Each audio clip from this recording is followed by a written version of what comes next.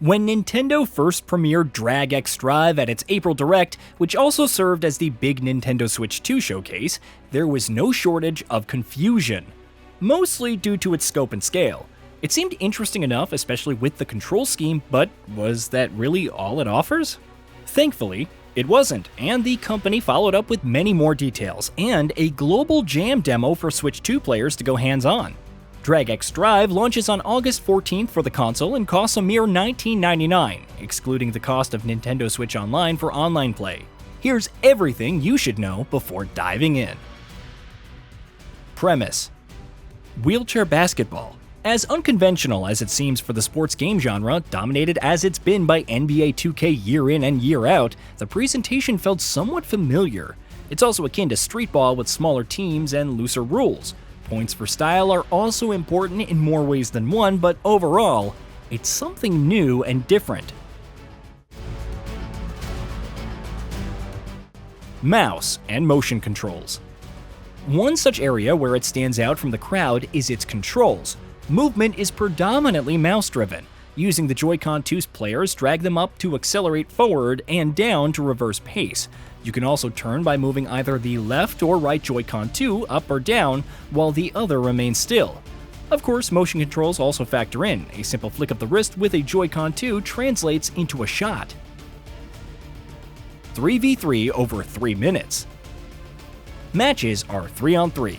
After meeting up with other players online and organizing into teams, you must score more points than your opponents within the time limit to win. The catch is that the matches are only 3 minutes long, leading to a faster and more frantic pace.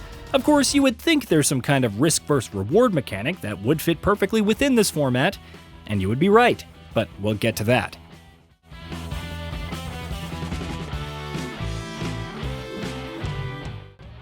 Ball position. There are other time limits to consider, especially when it comes to ball position. Your team can only hold the ball for 14 seconds, so in that interval, you need to shoot or else lose possession. Pretty straightforward, but you also need to keep in mind that opponents can slam into you and take the ball away. Shot success.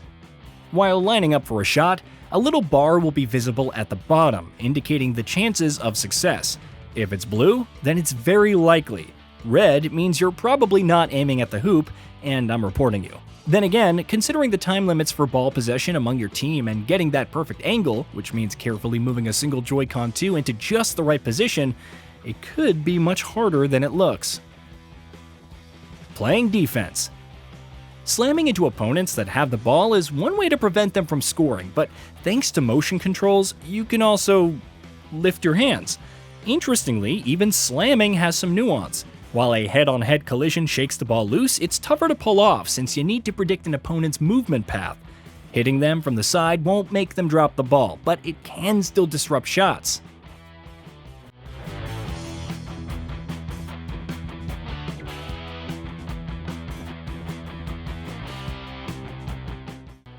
Tricks.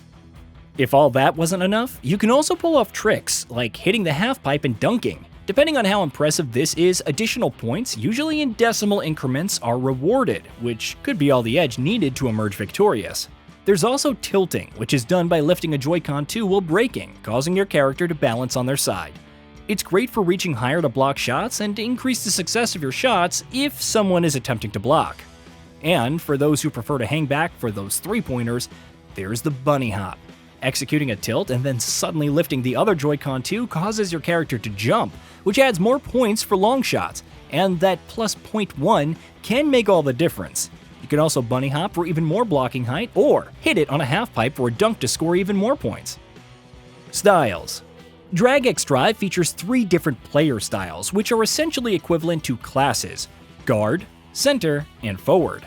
The guard accelerates the fastest and boasts impressive agility, but their rebounding and strength are pitifully low. The center is taller, which is great for blocking and shooting, and they also won't be as easily disrupted by collisions, but obviously lack quickness. The forward, as you probably guessed, is a middle ground, 3 out of 5 in quickness, rebounding, and strength. Customization. Naturally, you can customize the look of your character from their helmet and armor to the wheelchair frame and tires. Multiple colors and textures are available, and you can also adjust their jersey number. It isn't the most in-depth cosmetic customizations, but there are enough options to distinguish yourself from the opponent and teammates. Parks. All matches unfold in parks, with options for public and friend parks. Both hold up to 12 players for online matches, and when the teams are set, 2 matches can occur simultaneously. As such, you can choose to spectate instead of play and cheer on others from the sidelines. The park also features various half-pipes, ramps, and other attractions for messing around and practicing tricks. You can also set preferences for minigames and how you'll join the matches, like only being added if you're needed or joining any open slots. Circuit Sprint. There are also minigames, like Circuit Sprint, a more traditional racing mode. Executing tricks grants a speed boost, and the first one to reach the goal wins. Getting a feel for the park and finding the best ways to navigate it beforehand proves even more important. Rebound Scramble. Alternatively, you can play Rebound Scramble, where a single ball drops into the park and everyone races to grab it, with the first one to gain possession winning out. This feels like something even snappier than Circuit Sprint, though you never know what Battle Royale-style shenanigans and collisions may occur as players fight for the ball.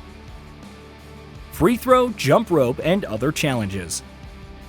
What would a basketball game be without a free throw challenge? The objective is to score as many successful shots as possible within the time limit. You can also participate in a jump rope challenge where bunny hopping is essential, and a handy meter keeps track of successful hops. And what appears to be an impromptu sumo match. Other challenges seemingly await on the outer edges of the court, so seek them out for fun or to sharpen your skills. Offline matches with CPU. Alternatively, you can play offline matches against the CPU.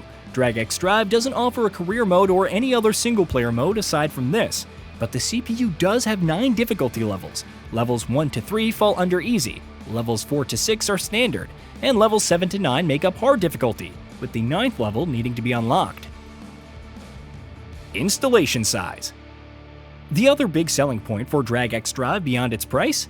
The installation size. The Nintendo eShop's listing estimates it to be only 1.4 gigabytes in size, making it one of the smallest titles for the Switch 2, and much easier to justify keeping around for some quick games.